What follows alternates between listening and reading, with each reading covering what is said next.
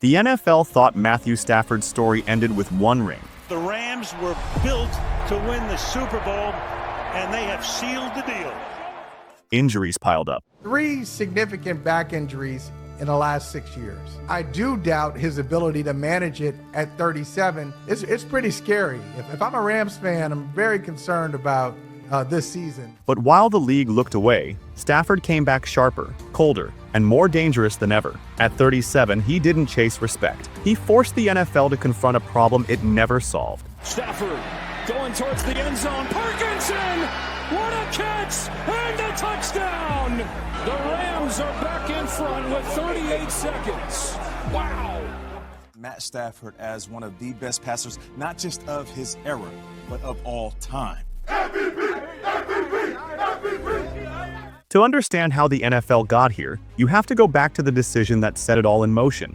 March 18, 2021 was the moment everything changed. The Detroit Lions pulled the trigger on one of the most aggressive quarterback trades in modern NFL history, sending Matthew Stafford to the Los Angeles Rams. In return, Detroit received Jared Goff, a third-round pick, and 2 future first-round picks. Matthew Stafford is traded from Detroit to Los Angeles. In return, the Detroit Lions got Jared Goff.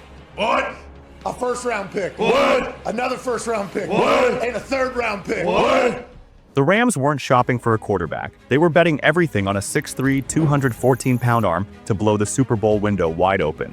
And in his very first season in Los Angeles, Stafford justified every bit of that price. In Super Bowl 56 against the Cincinnati Bengals, he completed 26 of 40 passes for 283 yards and 3 touchdowns. Yes, there were interceptions, but when the clock hit 0, none of that mattered. Congratulations, the Vince Lombardi Trophy is staying in Rams' house.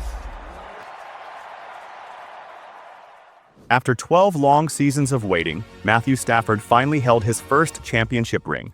But the NFL never stays satisfied for long. By early 2025, the whispers returned. Stafford was allowed to speak with other teams, including the New York Giants and the Las Vegas Raiders. Suddenly, the questions were back. Was this the end of the Rams era? Was Stafford preparing to walk away? Instead, on February 28, 2025, he doubled down, restructuring his contract and committing to another run. The Rams and quarterback Matthew Stafford have agreed to a restructured deal to keep him in Los Angeles. Then came the real concern. An aggravated disc in his back forced Stafford to miss most of training camp. Inside the Rams organization, doubt wasn't about leadership or toughness. It was about whether his body would finally give out. And that's exactly when Stafford did what he's always done throughout his career. He answered on the field. The season opener against Houston wasn't flashy. It was physical, gritty, and efficient. Stafford completed 21 of 29 passes for 245 yards and a touchdown.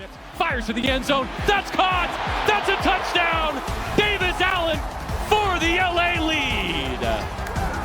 Quietly, almost unnoticed, he became just the 10th quarterback in NFL history to surpass 60,000 career passing yards. No celebration, no announcement, just another milestone added to an already historic career. Week 4 was the turning point against Indianapolis. A 375-yard, 3-touchdown performance announced that something special was happening. An 88-yard strike to Tutu Atwell became the longest touchdown pass of Stafford's career. Trying to start one here, and he's got Atwell all alone. Tutu Atwell, and it's 2-2 goodbye.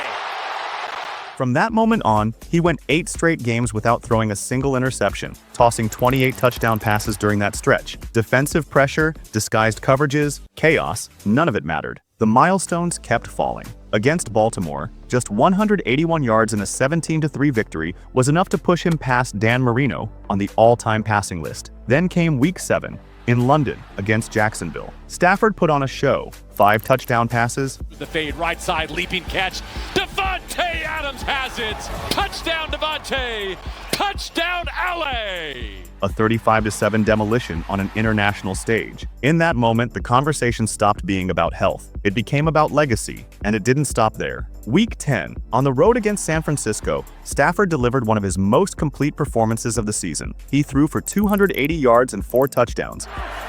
Blitz coming. Stafford kills the blitz. Gets it to Nakua. Breaks the tackle. Puka Nakua on his feet and in. Touchdown Rams. carving up a division rival in a 42-26 win. Efficient, controlled, and mistake-free, it was another reminder that when the moment gets big, Stafford gets sharper. Defense is coming together. Now they got to straighten out their special teams. Play action man, wide open is Colby Parkinson. He walks in. It's another Rams score. He followed that up with back-to-back wins, outdueling Seattle in a tight finish and then dismantling Tampa Bay, keeping the streak alive and the momentum rolling. Touchdown LA for Latte. Even when the interception streak ended in Carolina, the production never slowed. In the air, it's picked off into the hands of the former LA Ram, Nick Scott. First interception in 10 weeks for Matthew Stafford. Stafford's 243 passing yards that day pushed him past Matt Ryan into 8th place all-time. The league finally had to acknowledge what was happening, naming him NFC Offensive Player of the Month for November. And once the door was open, Stafford kicked it down. In Week 14 at Arizona, he carved up the Cardinals for 281 yards and 3 touchdowns.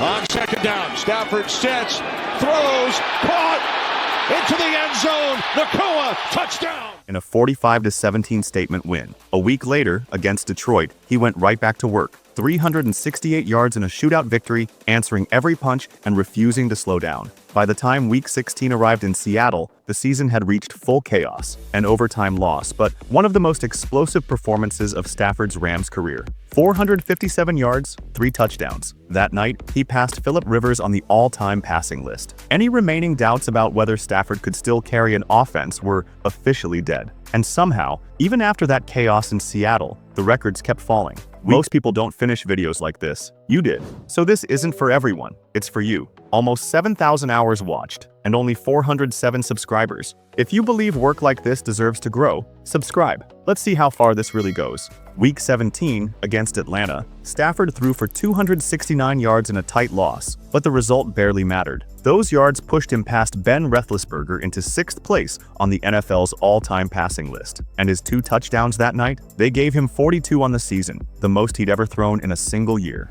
Rams are back in the red zone. They're 0 for 2 in the red zone trying to score touchdowns. How about Nakua? Then came Week 18. No ambiguity, no debate. Against Arizona, Stafford put an exclamation point on the season. 259 yards, 4 touchdowns, and a 37-20 win to close it out. That Sean McVay doesn't want squandered. On second down, complete for the end zone. Higbee, touchdown. That performance earned him NFC Offensive Player of the Week, a final reminder of who was running the show. The Rams closed the regular season at 12-5, and for Stafford, the numbers were undeniable. 4,707 passing yards, 46 touchdowns, the most in a single season in Rams franchise history, league-leading franchise records, a career-high 109.2 passer rating. For the first time in his career, Matthew Stafford wasn't just respected, he was recognized as the best quarterback in football.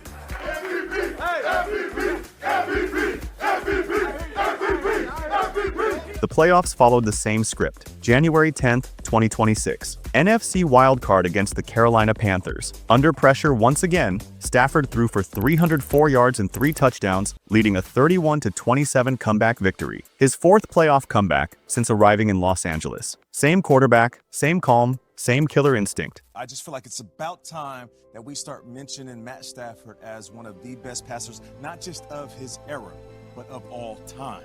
Listen, that game-winning throw, you cannot get any better coverage than that without it being a PI. But the ball placement, great defense is only beat by an even better throw.